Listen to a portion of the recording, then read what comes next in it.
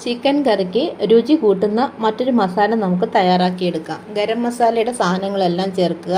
അതിനുശേഷം കുറച്ച് കുരുമുളക്, കുറച്ച് വറ്റൽമുളക്, കുറച്ച് മല്ലി,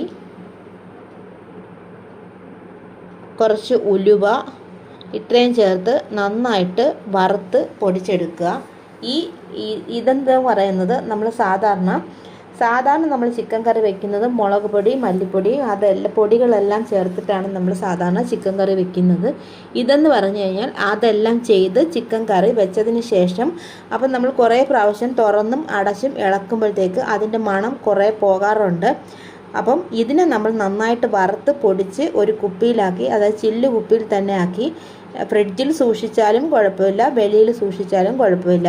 ഇത് നമ്മൾ ഈ പൊടി എല്ലാ കറികളും എല്ലാ മസാലകളും ചേർത്ത് നമ്മൾ കറി ഉണ്ടാക്കിയതിന് ശേഷം ഏറ്റവും ലാസ്റ്റിൽ, അതായത് കറി ഇറക്കുന്ന സമയമാകുമ്പോഴേക്കും നമ്മൾ ഇതിൽ നിന്ന് ഒരു സ്പൂണ് ആ കറിയിലേക്ക് ഇട്ട് കഴിഞ്ഞാൽ കറിക്ക് ഒരു പ്രത്യേക മണവും രുചിയും കൂടും.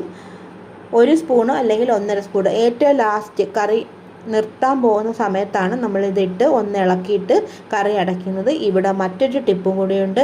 എല്ലാം തീർന്ന് ലാസ്റ്റിലാകുമ്പോഴത്തേക്ക് ഈ കറിയിൽ, ചിക്കൻ കറിയുടെ ലാസ്റ്റിൽ നമുക്കൊരു 2-3 തുള്ളി നെയ്യും കൂടി ഒഴിച്ചിട്ട് ഇതങ്ങ് അടച്ച് വെച്ച് കഴിഞ്ഞാൽ നല്ല ചിക്കൻ കറിക്ക് ഒരു പ്രത്യേക രുചിയും മണവും കിട്ടുന്നതാണ്. ഈ ടിപ്പും എല്ലാവരും ഒന്ന് പരീക്ഷിച്ച് നോക്കണം.